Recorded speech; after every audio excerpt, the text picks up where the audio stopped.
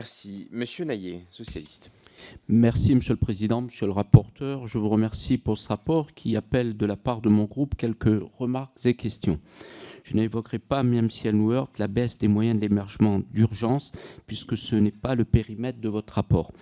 Dans votre projet de rapport, vous rappelez à juste titre le rôle solvabilisateur et redistributif des APL. Pourtant, dans le premier quinquennat du président Macron, pas moins de 12 milliards d'euros d'économies ont été réalisés sur celles-ci, entre baisse de 5 euros, sous-indexation successive de l'inflation, comme en juillet dernier, et mesures propres aux bailleurs sociaux. Face à la crise du pouvoir d'achat induite par l'inflation et en cohérence, ne pensez-vous pas qu'un effort substantiel de rattrapage sur le montant des APL est nécessaire? Vous consacrez une partie de votre rapport aux enjeux de relance de la production de logements dont la dynamique avait été brisée en 2017 par la politique fiscale voulue par le président de la République. Notre groupe avait, dès la loi Allure, esquissé une solution par le biais de la dissociation du bâti et du foncier avec les BRS. Une dynamique que notre ancien collègue Jean-Luc Laglaise avait proposé d'amplifier par une proposition de loi en 2019.